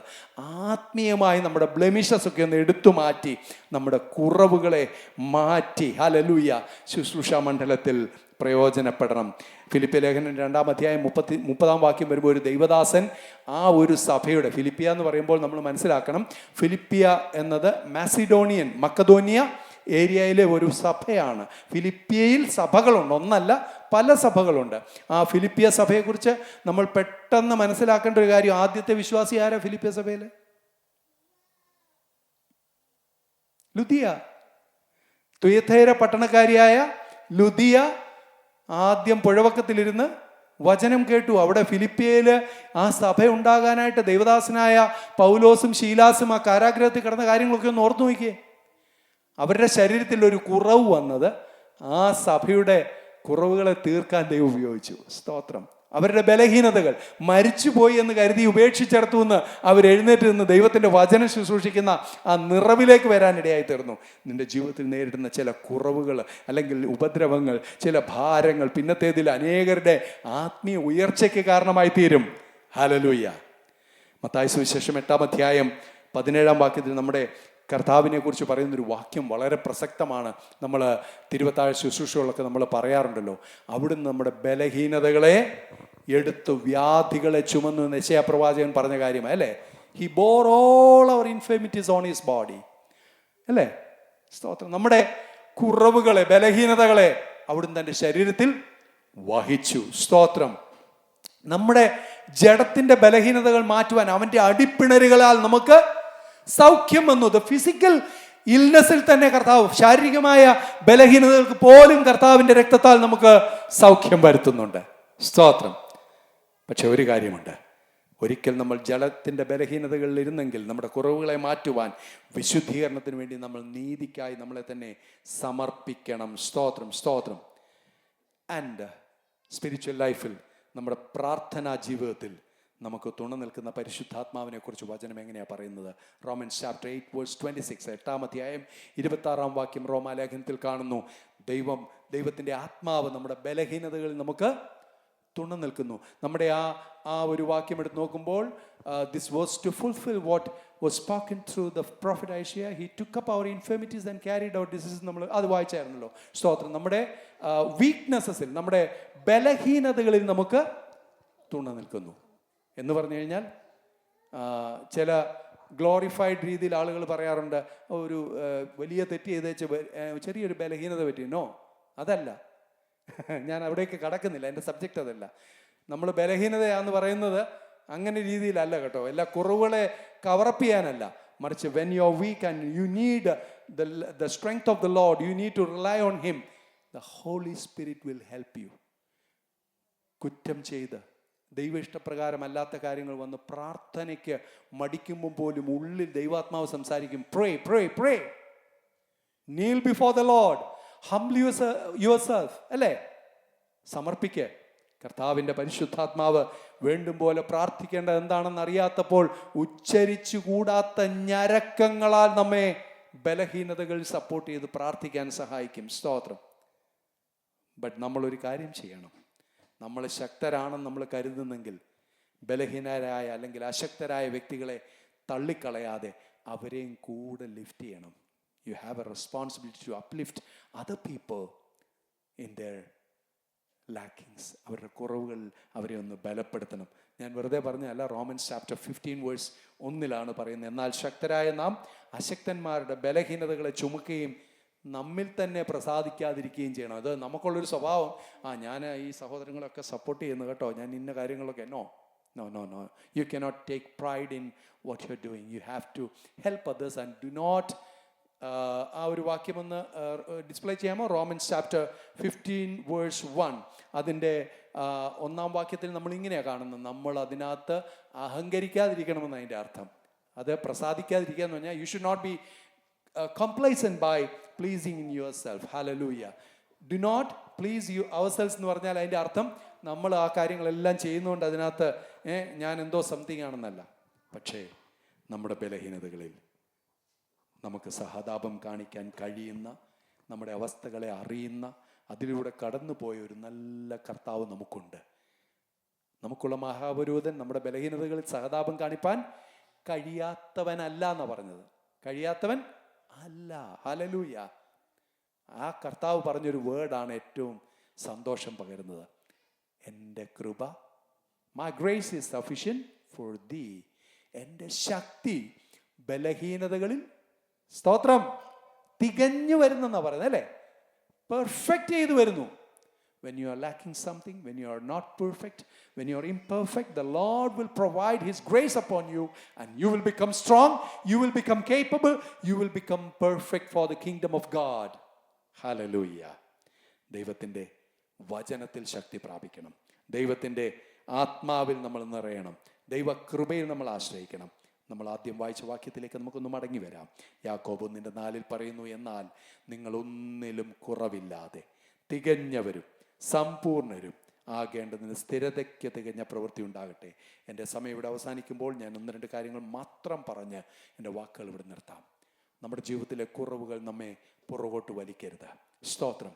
പുറകോട്ട് വലിക്കരുതെന്ന് പറയാൻ കാര്യം അത് നമ്മളെ ഡിപ്രഷനിലേക്ക് നടത്താം കേട്ടോ. ഹല്ലേലൂയ.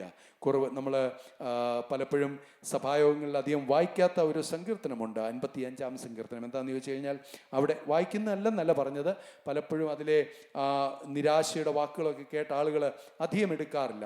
എന്നാൽ ആ വാക്യം ഒന്ന് വായിക്കുമ്പോൾ 55-ാം സങ്കീർത്തനത്തിൻ്റെ 2 മുതൽ നോക്കുമ്പോൾ ഒത്തിരി കാര്യങ്ങൾ, 10 കൂട്ടം 10 things are there. ഒന്നാമത് കാണുന്നു, ശത്രുവിൻ്റെ ആരവം നിമിത്തം. Sometimes the enemies, Psalm 55 verse 2-ന്റെ സെക്കൻഡ് പാർട്ടാണ് ശത്രുവിൻ്റെ ആരവം നിമിത്തം. രണ്ടാമത് ദുഷ്ടന്റെ പീഠ. ശത്രുവിൻ്റെ ആരവം, ദുഷ്ടന്റെ പീഠ. അത് കഴിഞ്ഞിട്ട് എന്താ പറയുന്നത്? എൻ്റെ സങ്കടത്തിൽ പൊറുതിയില്ലാതെ. അപ്പം ആരവം ഭയങ്കര ലൗഡായിട്ട് അവൻ്റെ ആരോപണങ്ങളെല്ലാം കിടക്കുന്നത്. അത് കഴിഞ്ഞ് നമ്മളെ ഒപ്രസ് ചെയ്യുന്നു. എന്നിട്ട് അത് ഗ്രീഫായി, സങ്കടമായി. അത് കഴിഞ്ഞിട്ട് എന്താണ്? അവരെൻ്റെ മേൽ നീതികേട് ചുമത്തുന്നു, അലിഗേഷൻസ് കൊണ്ടുവരികയാണ്. അത് കഴിഞ്ഞിട്ട് കോപത്തോടെ എന്നെ ഉപദ്രവിക്കുന്നു, അറ്റാക്ക് ചെയ്യുകയാണ് അല്ലേ? അത് കഴിഞ്ഞിട്ട് എന്താ പറയുന്നത്? എൻ്റെ ഉള്ളിൽ ഞാൻ വേദനപ്പെട്ടിരിക്കുക. അഗെയിൻ ഉള്ളിൻ്റെ ഉള്ളിൽ നൊമ്പരങ്ങൾ മാത്രം തരുന്ന അവസ്ഥ. 7th വേഴ്സ് വരുമ്പോൾ മരണഭീതിയാണ്. ഹല്ലേലൂയ. മരണഭീതി എന്ന് പറഞ്ഞു കഴിഞ്ഞാൽ ഫിയർ ഓഫ് ഡെത്ത്. ഇനി ഒരു സാധ്യതയില്ല. അടുത്തത് എട്ടാമത്തെ കാര്യം ഭയം വരികയാണ്, ഫിയർ വരികയാണ്. മരണത്തിൻ്റെ ഭീതി മാത്രമല്ല, എന്ത് കണ്ടാലും ഇപ്പം പേടിയാണ്. അടുത്തത് 9-ാം വാക്യത്തിൽ ബെന്നിക്ക് ഉണ്ടായ ട്രെമറോ ഷിവറിങ്ങോ അല്ല കേട്ടോ, ഞാൻ പറഞ്ഞത് വിറയല്. സ്തോത്രം. വിറയല് എന്തോന്നറിയാമോ? ചിലരെ കണ്ടിട്ടുണ്ടോ? പേടിച്ചു വിറയ്ക്കുക. അതിൻ്റെ അർത്ഥം ഈ വ്യക്തി തന്നെത്താനെ കരുതി കഴിഞ്ഞു, എനിക്ക് ഒരാളുടെ മുമ്പിൽ നിൽക്കാൻ പോലും പറ്റത്തില്ല. 10-ാമതായിട്ട് അതിൻ്റെ 5-ാമത്തെ വാക്യത്തിൽ തന്നെ 5th വേഴ്സ് 55 വേഴ്സ് 5-ൽ നമ്മൾ കാണുന്നു, ഭയവും വിറയലും എന്നെ പിടിച്ചിരിക്കുന്നു, പരിഭ്രമം, ഹൊറർ. എന്ത് കാര്യം കണ്ടാലും പേടിയാ. ഇങ്ങനെയുള്ള കാര്യങ്ങൾ വന്ന് ഡിപ്രഷനിലേക്കായി പോവുക. നമ്മുടെ ജീവിതത്തിൽ എന്തെങ്കിലും ബലഹീനതയുണ്ടെങ്കിൽ ആ ബലഹീനത നമ്മളെ ഡിപ്രഷനിലേക്ക് നയിക്കരുത്. എന്നിട്ട് ഇവിടെ പറയുന്നുണ്ട്, നമ്മൾ പാട്ടൊക്കെ പാടും, പ്രാവിനെ പോലെ ഇനി ഒരു ചിറക് ഉണ്ടായിരുന്നെങ്കിൽ. ഈ പറഞ്ഞ കാര്യം എന്താണെന്നറിയാവോ? ഇവിടെ എൻ്റെ കുറവ് 2 ചിറകാണെന്നുള്ള രീതിയിലാണ് പറയുന്നത്. നോ, അല്ല. ഈ കുറവ് ചിറകില്ലാത്തതല്ല. ചിറക് എന്തിനാ? ഇവരുടെ ഇടയിൽ നിൽക്കാൻ മേലെ എനിക്ക് ഇവിടുന്ന് ഓടി ഒളിക്കണം, പറന്നൊളിക്കണം. സ്തോത്രം. പ്രത്യാശയിലല്ല പ്രാവിനെ പോലെ ചിറക് വേണമെന്ന് പറഞ്ഞത്, ഡിപ്രഷനില്ല. പക്ഷെ നിന്റെ ഡിപ്രഷനെ മാറ്റി നിന്നെ മറ്റുള്ളവരുടെ മുമ്പിൽ സ്ട്രോങ് ആയിട്ട് നിർത്താൻ, തികഞ്ഞവനായി നിർത്താൻ കഴിവുള്ള ഒരു ദൈവമുണ്ടെന്ന് നീ മനസ്സിലാക്കണം. നിന്നെ കുറ്റപ്പെടുത്തുന്നവരുടെ മുമ്പിൽ നിന്നെ ശക്തിയോടെ നിർത്തുന്ന ഒരു ദൈവമുണ്ട്. ഹല്ലേലൂയ. അതിൻ്റെ 22-ാം വാക്യമാണ് അതിൻ്റെ ഹൈലൈറ്റ്. അവിടെ എങ്ങനെയാ കാണുന്നത്? നിന്റെ ഭാരം യഹോവയുടെ മേൽ വെച്ചുകൊള്ളുക, അവൻ നിന്നെ പുലർത്തും. നീതിമാൻ കുലുങ്ങി പോകുവാൻ അവൻ ഒരു നാളും. Hallelujah. Our Lord will not allow you to remain in the distress condition. Desolationലേക്ക് വിടത്തില്ലെന്ന്. Cast your burdens upon the Lord and He shall sustain you forever.